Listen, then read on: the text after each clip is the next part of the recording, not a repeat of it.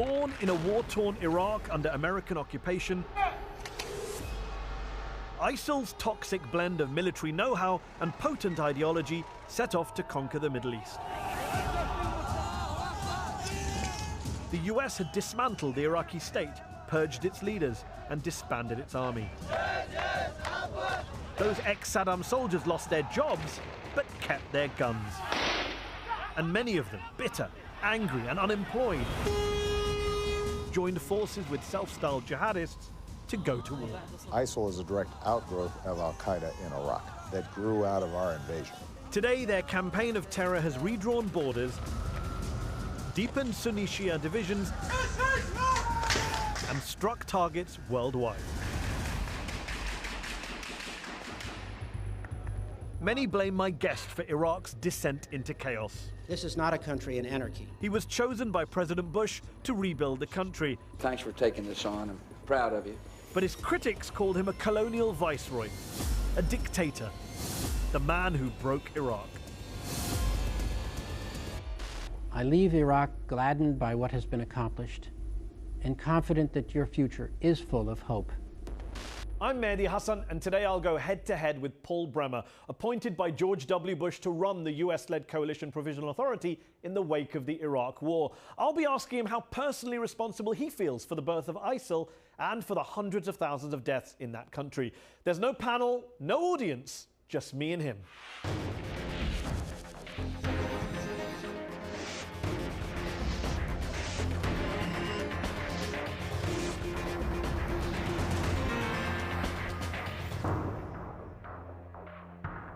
Paul Bremer, thanks for joining me on Head to Head. There are some who would say that the decisions you took in Iraq in 2003, after the invasion, led directly, or indirectly even, to the rise of groups like ISIL, that you're, in a sense, the father of ISIL. What do you say to them? I say it's nonsense. You say it's nonsense? Kofi Annan, the then UN Secretary General, who's one of those people, he said earlier this year, you cannot disassociate the situation in Iraq today from the US intervention of 2003 because the link is clear. Even Tony Blair, one of the Iraq invasion's most ardent defenders, listen to what he told CNN. You can't say that those of us who removed Saddam in 2003 bear no responsibility for the situation in 2015. Your response to Annan and Blair? Well, I think it's important to remember that ISIS didn't come out of nowhere. It's basically al-Qaeda in Iraq version 3. There was a terrorist group called Ansar al-Islam that was active when I got there in 2003. It was succeeded by al-Qaeda in Iraq, which was defeated by the Iraqi army with American help in 2009, and now there's ISIL. Now, you could say, well, none of this would have happened if Saddam Hussein were still in power, but that's an argument for leaving Saddam Hussein in power. I don't accept that. I think Iraq is much better off without Saddam Hussein today than it would be if he were still in power. And by the way, I think American interests are better served without Saddam Hussein. I think the argument that the critics make is not that it was simply a matter of getting rid of Saddam, and that's a different debate which we won't have on this show, but it's more about what happened after Saddam fell. The decisions you took directly led to people joining up with such resistance groups, becoming part of an insurgency. You don't accept that that had a connection. You say there's no evidence that you've seen to the rise of al-Qaeda in Iraq and then the rise of ISIL that you see today. Well, there's a connection between the rise of ISIL and the rise of al-Qaeda. But not between your decisions. Al-Qaeda and Ansar al-Islam. But not between your handling of Iraq. I see. Because what's interesting about your record in Iraq is it's not just left-wingers or anti-war liberals or Democrats who have criticized you. As you know, your fellow Republicans have taken shots at you as well, who supported the war. Newt Gingrich, former Speaker of the House, he described you as, quote, the largest single disaster in American foreign policy in modern times. Why would he say that? Well, I suppose because he believes it. But why? I mean, he has a right to that opinion. It's a pretty strong opinion. The largest single disaster. Not the second, not the third. You're the biggest disaster. I've been called a lot worse that aren't on the record. Okay. He's entitled to his view. It's one I don't share. Okay, well, let's get into some of the background which has produced some of those criticisms. I want to put three of the main criticisms that have been leveled at you over the past decade. Three things you did as head of the Coalition Provisional Authority that have been tied directly or indirectly to the rise of ISIL today. The so-called de-Baathification order, the disbanding of the Iraqi army, and the setting up of the Iraqi political system, some would say on sectarian lines. Let's listen to you speaking back in May 2003.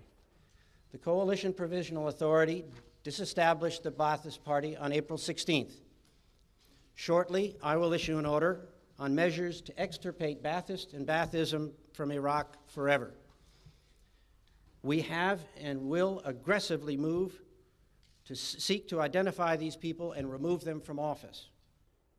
That very controversial de-Baathification decree that you issued, I think, less than a week after arriving in Iraq in May 2003, ended up purging former members of Saddam Hussein's party from public service. Tens of thousands of people, school teachers, civil servants, engineers, lost their jobs. Many of them weren't hardcore Baathists or Saddamites, but they were, of course, Sunnis, who became further marginalized in this new Iraq. Ricardo Sanchez, who was the general, the US military commander on the ground, he called your de-Baathification policy, quote, a catastrophic failure.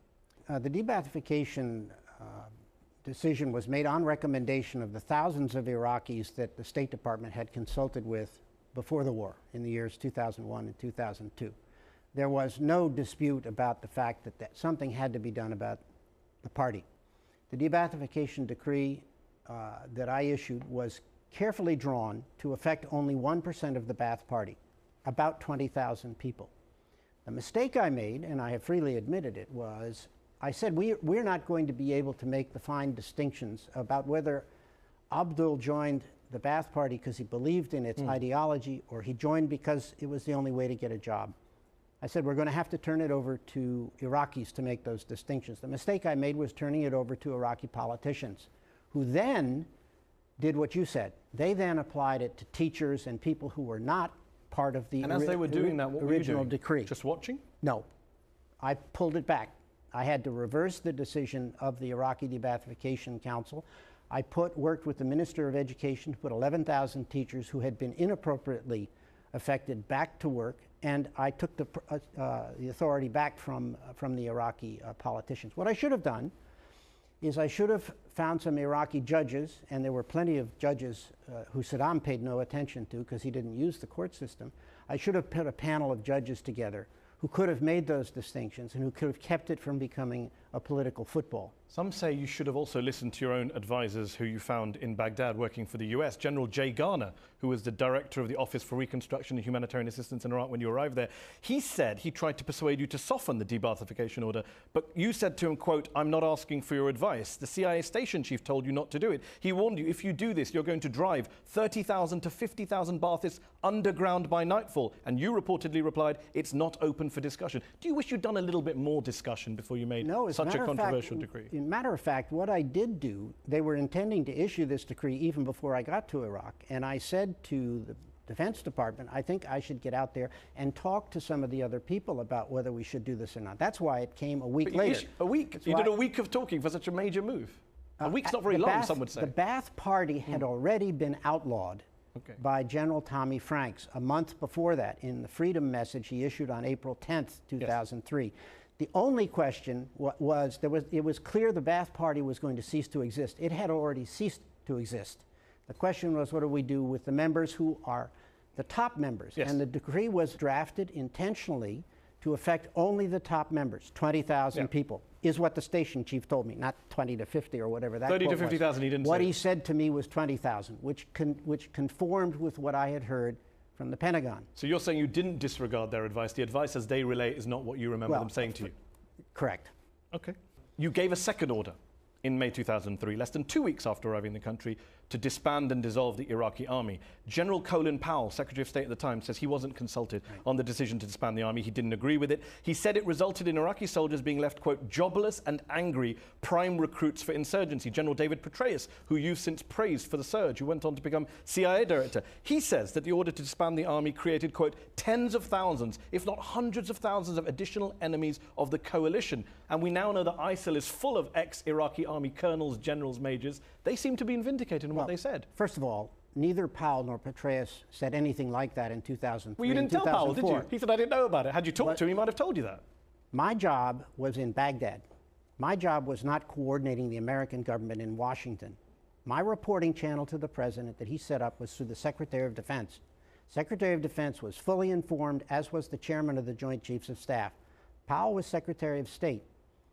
He's told me since that he did not hear about it, and I've said to him, Mr. Secretary, that wasn't my job to do interagency coordination. So, fair enough. Petraeus was serving at the time in Mosul, and he said nothing to me of the kind that he now says afterwards. So, it's important to take the decision in terms of the consequences at the time and the background at the time. I was told explicitly by the Kurdish leaders, they got rumors that some American colonels wanted to recall the Iraqi army.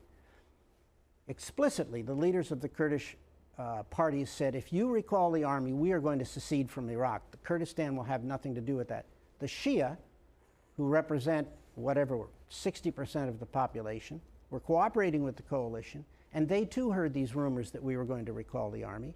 And they said, that's basically creating Saddamism without Saddam. You're going to get another colonel here. The Shias. The Shia. And it was clear that they also would stop cooperating with the coalition if we had recalled the army. So the idea of recalling the army politically was a disaster. You say that the Shias were against it as well, and yet right. Ali Alawi, who was Iraq's first Shia defense minister post-war, said your disbanding of the Iraqi army, quote, came as a shock to most Iraqis because it was difficult to, quote, even for the Shias to accept a wholesale dissolution of the armed forces and leave the country bereft of an army. Laith Kuba, who I'm sure you know, former advisor to the State Department, became a spokesman for the Shia-led Iraqi government. He says that your measure to dissolve the Iraqi army was not a smart one. It alienated large numbers of people. I did not disband or destroy the Iraqi army. There was not a single member of the Iraqi army, not a single unit standing to arms on April 17th, as General Abizaid has testified himself. The question wasn't to disband. That was a mistake. We should never have used that verb. The question was, should we recall the army? And I've given you the political reasons, which to me were decisive then and continue to be decisive today, for not recalling the army.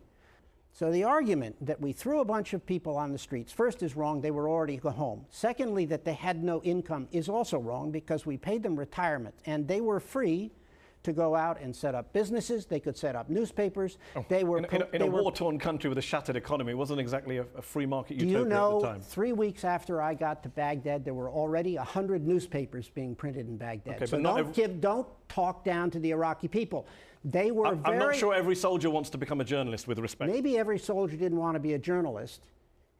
Maybe some of them wanted to join an army against... Not maybe, they did. Maybe, I don't know. During the time I was there, the evidence was very thin on that. If members of the army decided they didn't want to become journalists or farmers or set up businesses, which hundreds of thousands of Iraqis did in the wake of the freedom, and if they took up arms, it wasn't because they weren't being paid or didn't have alternatives. It's because they didn't believe in the future of a democratic Iraq. You say that at the time there was no evidence that they were going off to fight an insurgency. In your own book, you say that Sharif Ali, your negotiator with the Sunni tribes, told you in 2004 that insurgents in Bakuba were, quote, former intelligence, special security and military people who did not oppose the coalition or the Americans, but they feel left out of the political life and want to be included. That's your words in your book, Paul Bremer. That's actually Sharif Ali's. But you're saying no one told you at the time they were fighting. He came and told you. They're fighting against you, the people you sacked. We knew there were some of them there. But to argue that that was the motor force, and for people to say it's ISIS today, it just simply is not the case. So Kofi Annan, David Petraeus, Colin Powell, all the experts who study ISIS, they're all wrong to say that there is a link. Kofi Annan, who served as Secretary General while I was there, never raised this question with me. Neither did Colin Powell. Neither did David Petraeus. So okay, so let's say they didn't raise it with you. Let's just look at hindsight. Okay, fine. I'm not saying it. I'm saying it. Well, let's say they didn't say it with you. You're right. You didn't get the advice you needed on that. Even now, today, though, they are now looking back in hindsight and saying, well, it was wrong. What you're doing is you're saying it's still right, even though the evidence shows that ISIL now is full of Iraqi ex-army generals, colonels, Actually, the majors. evidence doesn't show that it's full of them. And well, one study recently found 25 of the top 40 ISIL commanders are all ex-Baathists. Well, there may be some ex-Baathists, but they are people who obviously don't believe in an independent, democratic Iraq. If you join up with ISIL, you're joining up with an ideological organization that would overthrow everything that has been established in Iraq in the last 12 years. So I have no sympathy for those guys. I don't think they have sympathy. I think we're wondering about how we got to this situation. Just to be clear on one last thing on this army section, President Bush, when asked in 2006 by his biographer about why the decision to disband the army was taken, he replied, well, the policy was to keep the Iraq army intact. Didn't happen, Bush said. That's right. You went against the policy of your president, your commander-in-chief? No, that's absolutely wrong.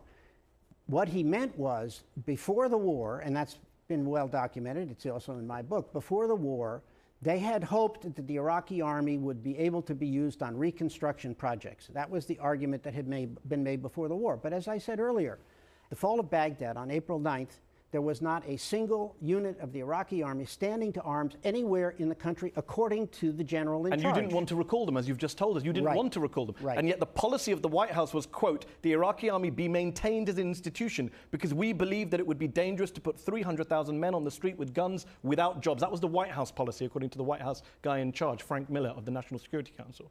Well, but you did the opposite. You put men with guns unemployed on the street. I have no idea what Frank Miller's talking about, because my guidance came from the president, didn't come from some And the staffer. president told his biographer that you didn't follow his guidance. No, you got to read the history more carefully. He's quite right. The policy had been that there might be some use for the Iraqi army after Saddam was thrown out. The fact is, there was no Iraqi army afterwards. So that's all a fantasy. Well, there's no army Mr. Miller, whatever Mr. Miller's talking about, has nothing to do with the There was no army afterwards decision. because the CIA and the US told the army during the war and before the war, go back to your homes and wait to be recalled. You then didn't recall them. They did not say go back and wait to be recalled. That's You made that up. I made that up. Well, you should talk to Colonel John Agoglia, who worked for General Tommy Franks in Central Command. I'd be happy to talk to any colonel who wants to Colonel talk. John Agoglia says our policy was to drop pamphlets, do psychological operations, tell the Iraqi army to go home and wait for a time to be part of the new Iraq. And you're saying that wasn't your policy. You didn't want to call them back. It wasn't the policy of the American government. The president approved the policy on disbanding the army. The Secretary of Defense approved the policy. The chairman of the Joint Chiefs of Staff approved it. The general in charge of the forces on the ground in Iraq, when I got there, approved the order. The Joint Chiefs say they never saw the order. Right. General Powell says he didn't see the order. Petraeus says he doesn't agree with the order. General Powell did not see the order, and I understand that. And he told me that afterwards. Sometime afterwards. But that wasn't my job. That's the job of the National Security Council. If you'd taken a little longer than 2 weeks, you might have got this right? No, I think we've got it right. Let's look at sectarianism. Today, especially with the rise of ISIL, there's much talk of a Sunni-Shia war in Iraq. In a country in which Sunnis and Shias had previously been coexisting, intermarrying for centuries, there are plenty of analysts who say it was the post-war Iraqi political system that you helped set up, based on quotas, ethnic and sectarian, that has exacerbated and institutionalized sectarianism in Iraq today, to the extent that, as the Washington Post noted, even the Communist Party member of the Iraqi Governing Council was chosen not because he was secular or a communist, but because he was a Shia. Well, actually, that's not right. He was chosen because he was a communist. He was also a very good member of the Governing Council. Let's look at what happened. What were the alternatives for a political structure in Iraq? First of all, unlike Afghanistan, there were no Iraqi political leaders who had any major support in the country. There was no Iraqi Karzai. Secondly, the small group of people that the American government had been talking to before I got there, a group of 7, was not representative of the country. There was, for example, only one Sunni Arab, so the Sunnis were seriously underrepresented. So we had to work with the UN Special Representative Sergio de Mello to put together a government, interim government.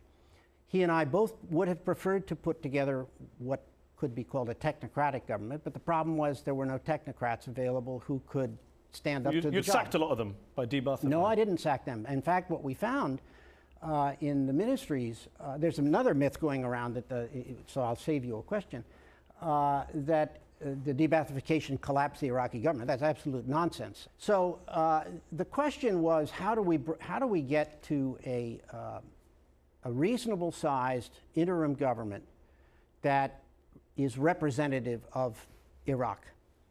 The Shia insisted that whatever group we appointed, they had to be a majority, because they asserted, I think probably correctly, that they were a majority of the population, and we were trying to promote democratic rule. Then the Kurds said, well, we're 25% of the population, so we're going to have 25, at which point the Sunnis said, actually, we're a majority, we should have a majority.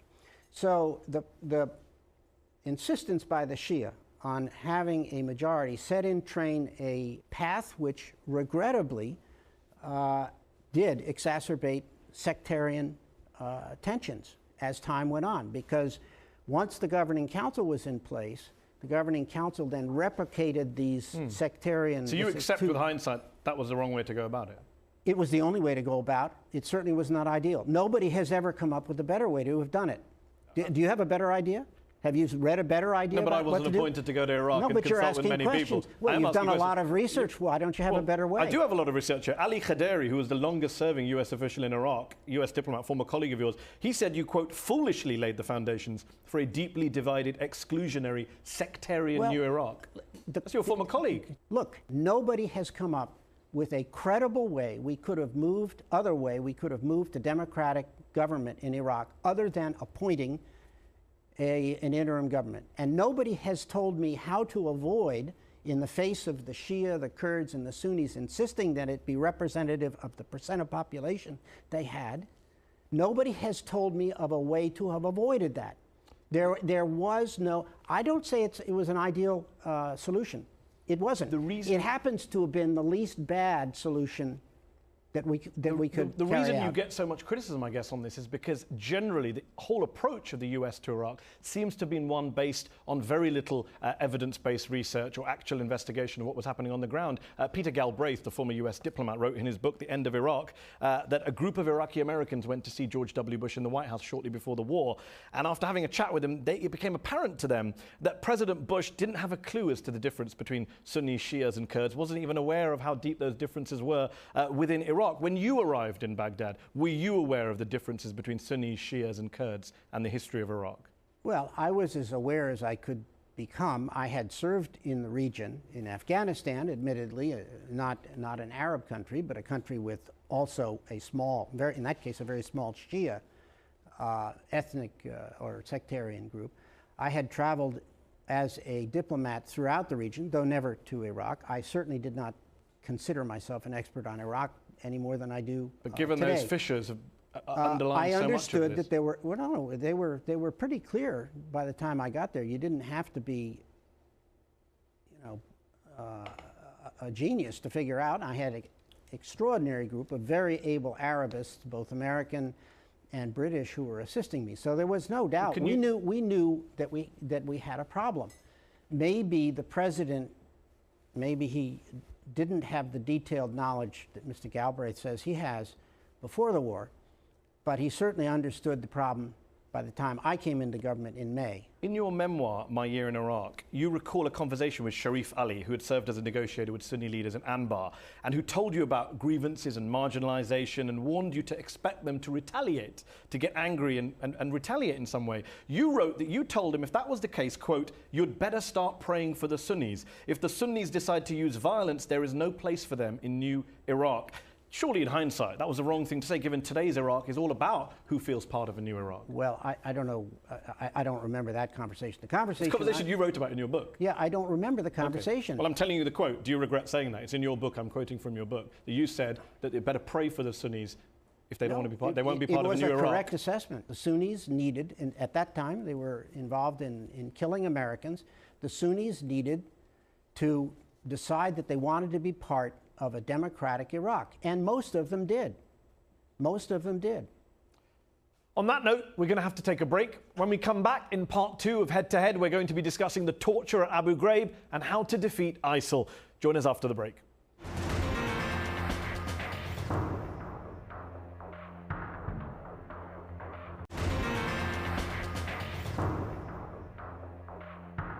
Welcome back to Head to Head. My guest here in Washington, D.C. is Paul Bremer, who was President Bush's special envoy to Iraq and in charge of running that country after the U.S. invasion in 2003. Paul Bremer, I want you to listen to what President Bush said when he appointed you to be his man in Iraq back in 2003.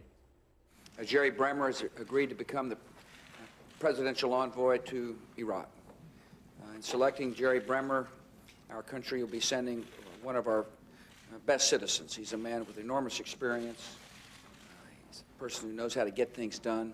When you arrived in Iraq, shortly after that announcement, Paul Bremer, did you speak any Arabic? Very little.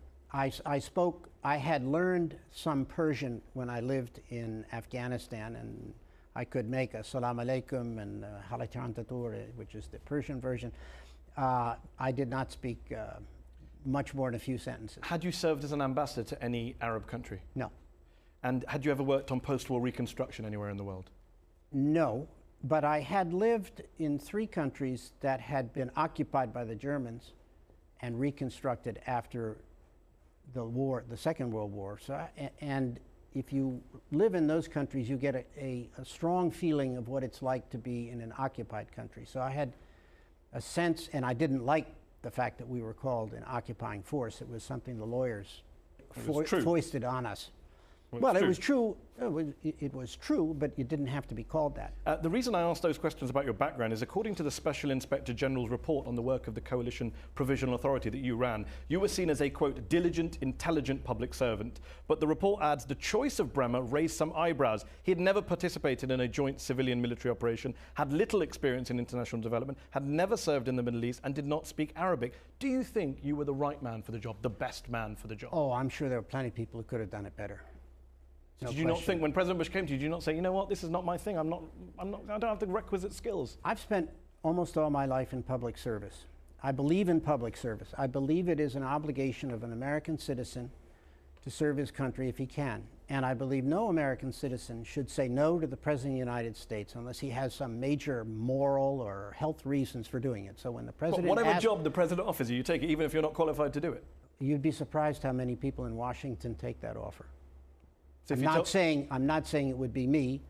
But you did take it. You did take it in 2003. That's basically what you're telling me. The President of the United States asked me to undertake a tough job, and I agreed. I supported the President in his effort to get rid of Saddam, so I agreed that it was the right thing to do.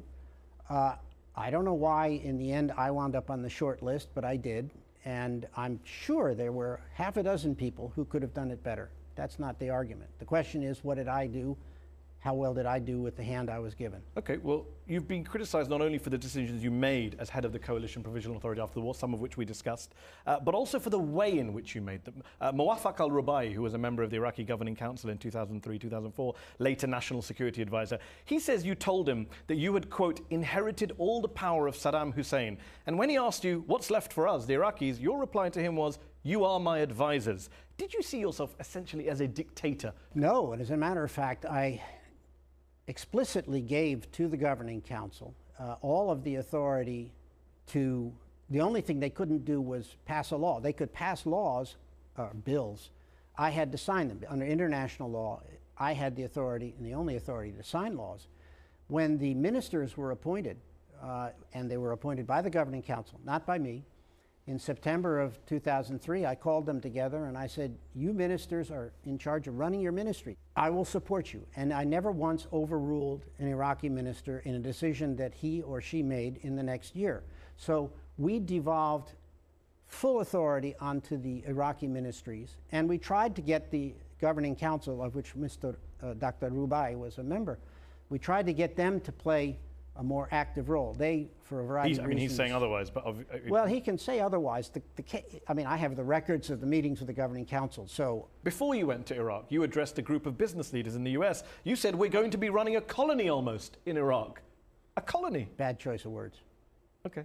Isn't it ironic that you were the chief representative in Iraq of the United States of America, a country which claims to want to spread democracy in the Middle East? And yet in Iraq in 2003, 2004, it was a Shia cleric, a Shia Ayatollah, Grand Ayatollah Sistani, who effectively forced you to hold elections earlier than you'd actually wanted to. You wanted to keep the unelected Iraqi Governing Council going until a constitution was written. Sistani wanted elections earlier. In the end, Sistani got his way and you didn't.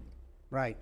That's correct. I think on the whole, Ayatollah Sistani played a constructive role in moving Iraq towards a democratic government. I told him often that I thought he really shared the view that the president had, and he was quite helpful.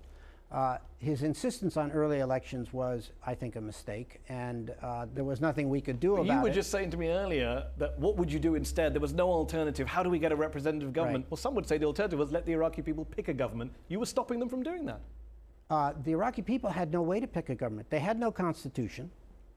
They had no electoral law. They had no constituency boundaries. They had no political parties law. And yet in December 05, they had elections. Excuse me. And yet in December 05, they had elections. Because we helped them get a constitution. We wrote a political parties law. We wrote a media law. We helped them figure out what to do about constituency boundaries. We put in place a political framework on which Iraq could build. And by the way, let's just be clear.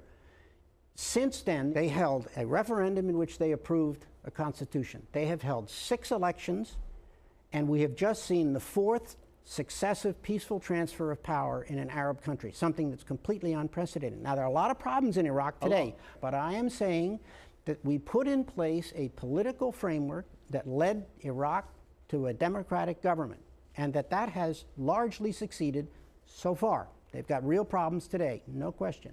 Just sticking with what you did, not only were you not in favor of early elections, you ran the green zone in Baghdad, according to journalists on the ground, people who have written about it, investigated it, not with the help of experienced Arabists or post-conflict experts, but with young, inexperienced, ideological Republicans. A 24-year-old kid who hadn't worked in finance was asked to help reopen the Iraqi stock exchange. A 21-year-old young man who hadn't even graduated from college boasted that his only meaningful job had been as an ice cream truck driver, was asked to help run the Ministry of Interior. Is there any wonder that there was so much chaos on your watch if these are the kind of people who were involved in decision making? Well, those are not the kind of people. The kind of people I had, my British counterpart was a longtime Arabist who at that time was serving as ambassador, the British ambassador to Egypt. I had on my staff a man who had been 3 times in Iraq, Hume Haran, the leading Arabist in the American diplomatic service. Ryan Crocker, who subsequently was ambassador to Iraq, was serving on my staff. I can go down the list. Was 24-year-old Jay Hallen asked to help open the Iraqi stock exchange? Was 21-year-old Scott Irwin, the former ice cream truck driver, asked to work on the Ministry of Interior? Jokes. I'm not making jokes. I'm reading out the names of people. The joke is that these people are asked to do important work in a war-torn country. Some would say that is the joke. Look, are you saying that in no government there are people who shouldn't be in their jobs? Are you saying that I'm saying the American government probably doesn't have a former ice cream truck driver looking after the Department of Justice, is what I'm saying. Well, but the Iraqi one did under your watch. The man that you are so critical of for coming in to set up the Iraqi Stock Exchange did that. And the stock exchange is still working today. So let's not be so sarcastic about somebody who's only 24. Former US diplomat James Dobbins, who you took advice from before you flew out to Iraq, he says the CPA operation became an exercise in heroic amateurism in which hundreds of dedicated, courageous Americans went and filled positions for which they had not the slightest preparation. Well, I think that's true in some cases. I don't argue that everybody was ideally suited. I probably wasn't the best choice to head the place. But on the whole, we succeeded very substantially. I've talked about the politics. Let me tell you what we did with the economy, since you've now raised the question of the economy. When I got to Iraq, the World Bank said that Saddam Hussein's 30 years had taken Iraq, which is a rich country, from the same level of Spain in 1980 to the level of Angola in 2002. There was no budgeting. Sanctions had nothing to do with that. The acting minister of planning told me after I got there that they calculated that the inflation rate at the end of 2002 was over 100,000% a year. Their banks were closed. There was no system for transferring funds between the banks. Saddam Hussein, for example, cut the health care budget down to $13 million in a country of 26 million people. I raised that budget to $1 billion.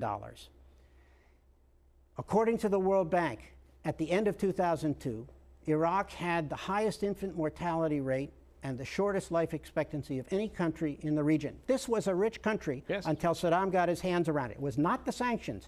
It was 25 years of corruption and misallocation of resources. We can argue about the fact that Saddam is an awful dictator. Well, we are going to argue because there are plenty of UN officials who say the sanctions did cripple the Iraqi medical system. I'm saying let's forget that. Let's say you came in, you improved now what you inherited. What we did. Now let me tell you what we did. I'm saying the Saddam benchmark is a pretty low benchmark to use. Well, it's the benchmark I had. Fair enough.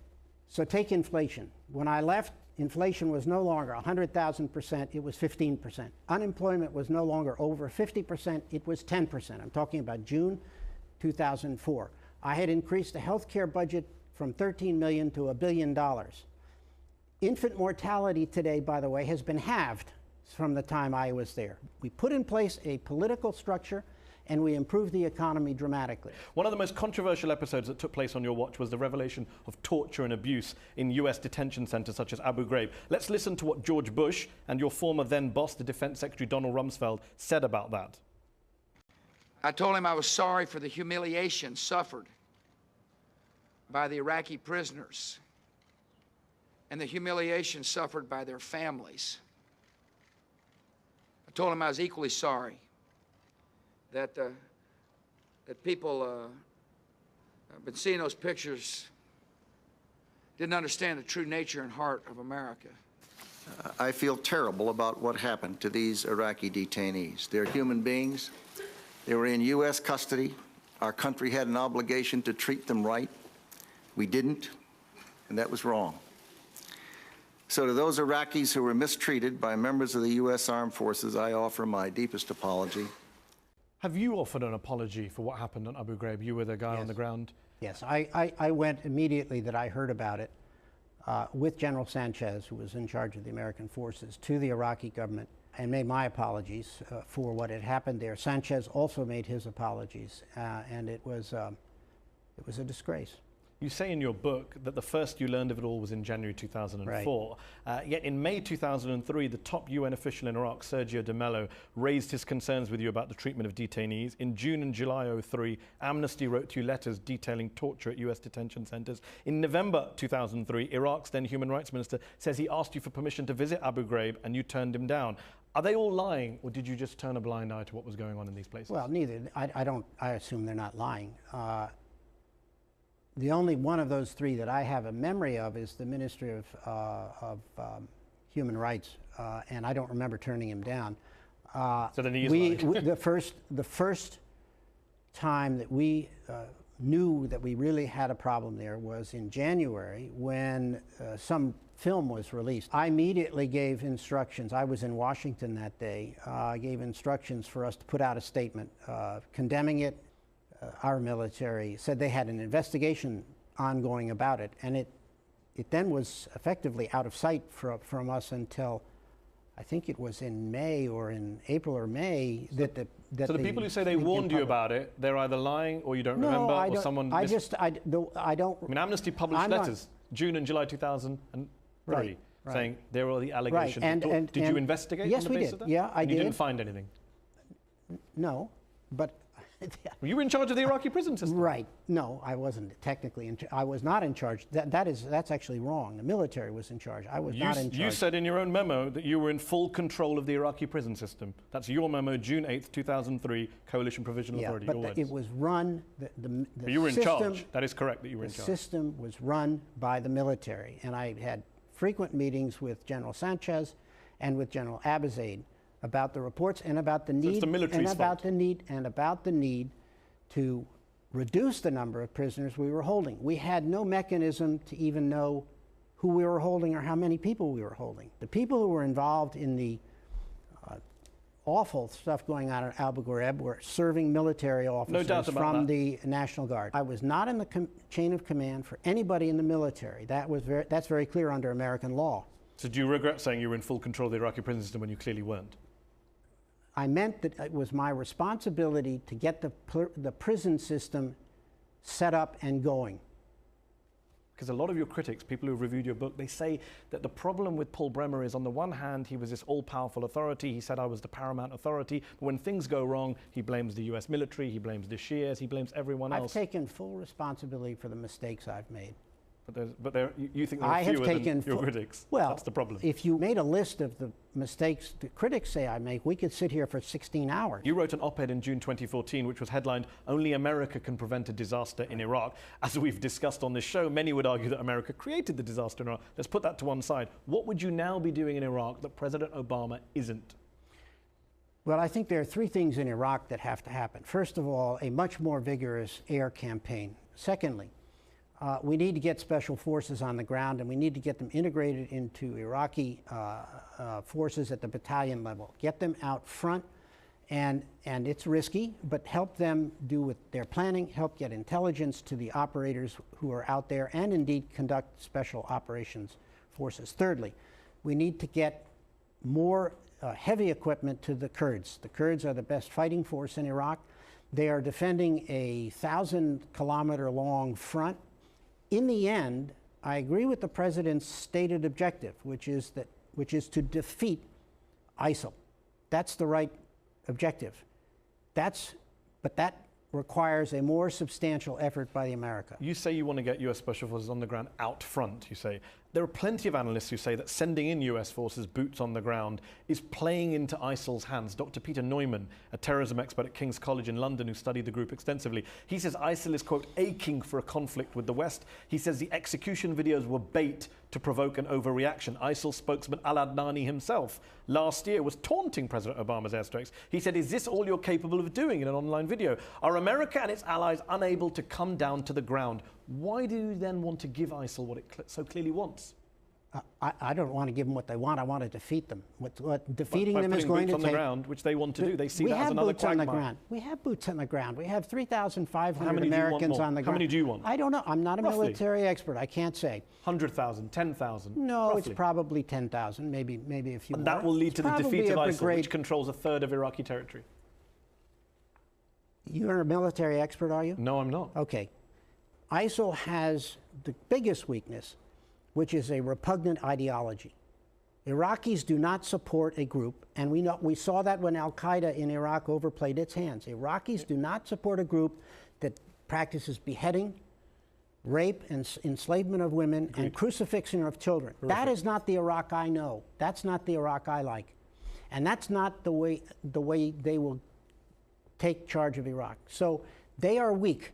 They need to be, like any bully, punched hard in the nose and be shown to be weak. And that takes a more aggressive American policy. So on that aggressive policy, on the punching of the nose, I'm not a military man, but I can do basic maths. When you had 150,000 US troops on the ground, you struggled to control that country. You're the one that's adding 150,000. No, I'm not. No, I'm telling you. I'm not adding 150,000. I'm reminding you that there were 150,000 troops on the ground when you were there. You didn't think that was enough. You wanted 500,000 at the time. You were criticizing Donald Rumsfeld for not having enough troops. You were sending him memos. And yet today you think 10 or 20,000 will do the job that 150,000 can do against a group that's far more vicious, as you say, controls a third of the country?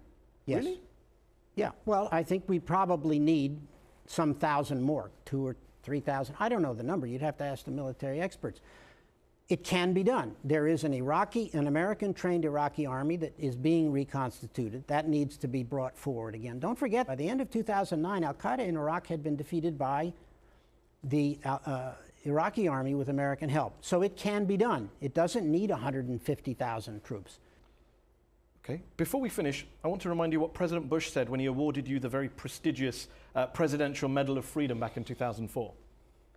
For 14 months, Jerry Bremer worked day and night in difficult, dangerous conditions to stabilize the country, to help its people rebuild, and to establish a political process that would lead to justice and liberty. Given you received that Medal of Freedom from the President for, quote, stabilizing the country, for bringing about liberty and justice, given many would say Iraq today lacks stability, justice, liberty, what do you say to critics of yours who say it's time for you to give that medal back? Well, I don't agree. It won't surprise you to know.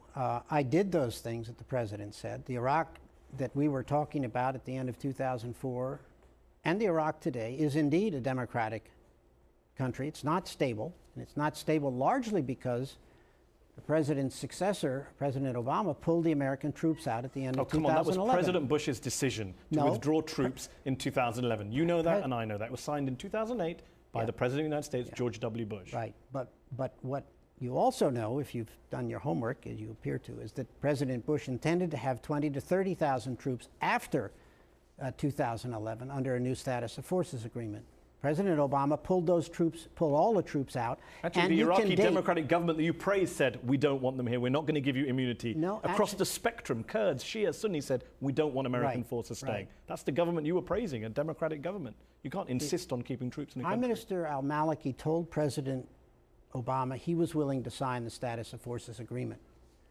The American government insisted instead, against all precedent, that we would tell the Iraqis what their process should be, and insisted that that status of forces had to be passed by the Iraqi parliament. In any case, it was all an excuse used by Obama, because we have 3,500 troops on the ground now with no status of forces.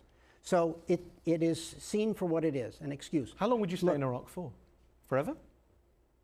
I would stay as long as American interests are served by being in Iraq. I don't know how long that would be. But that's not the question. The question what about Iraqi now, interests? That's not the question. I am a servant of the American government. So my perspective is going to be what is in America's interests. You asked a question about how long America would stay. I asked a question about another country, and you said American interests. I'm wondering about Iraqi interests. If they don't want American troops there, of course. who cares about American interests, Well, no, right? of course. You believe in democracy? No, of course. Fair enough. But that's not the case. Al-Maliki was willing to have the troops there. They're obviously willing to have them back now under al-Abadi because we got 3,500 of them there. So the question how long they should stay until they achieve their objective, which the president states, correctly, is to defeat ISIL. You've said that going into Iraq and your year there was absolutely worth it. In 2004, you said that Iraq is a better place than it was before. Do you think the families of the 150,000, 250,000, 600,000 people who've been killed there since 2003, depending on which study or survey you choose to believe, do you think they think it was worth it? And do those hundreds of thousands of dead ever weigh on your conscience? Do they keep you up at night? You know, that's sort of a stupid question. Of course, somebody who lost a relative is not going to be happy about it. They might still think that Iraq is a better place. I would simply make the argument it is for the reasons I gave. Iraqi per capita income today is 6 times what it was in 2003. Infant mortality has been half. Does that cancel out the hundreds of thousands of deaths? You're giving me statistics. You can't cancel out 100,000 Which is why I'm asking you about the deaths. deaths. And you're not answering about the deaths, you're talking about the economy. The hundreds of thousands of I'm deaths, talking about, do they weigh on you now when you look back at your record? What do you think about those deaths? How much responsibility do you take for those deaths? Those deaths are not my responsibility. Of course, they flowed from an occupation. Of course, I am of. sympathetic with it. Of course, anybody would be. But you don't take any responsibility for them. For what? For what? Hundreds of thousands of dead Iraqis as a result of invasion and occupation of Iraq that you were part of. No. You weren't part of it. I wasn't part of what? The invasion and occupation of Iraq. You were not the. I was certainly in charge of the occupation. I was not part of the invasion. I was part of the occupation. Look, what is the alternative? The alternative is Saddam Hussein, who killed at least 1.5 million of his own citizens in 20 years before liberation, would still be in power. There's no point in kind of asking a theoretical question. The question I faced was, Saddam is gone, now what do we do? And I think on the whole, though we certainly made mistakes, on the whole, we gave the Iraqi people a political structure that has survived the following 12 years so far. We gave them a constitution, which is the most liberal constitution anywhere in the region. We started them on the process for economic growth. Indeed, I cited some figures about economic growth. They are, on the whole, better off. Of course, it's a tragedy that people have died, but that doesn't offset the good things we did. That's all I'm saying. Paul Bremer, thanks for joining me on Head to Head. Thanks. Thank you. That's it for our special show here in Washington, D.C. Head to Head will be back in the Oxford Union next week.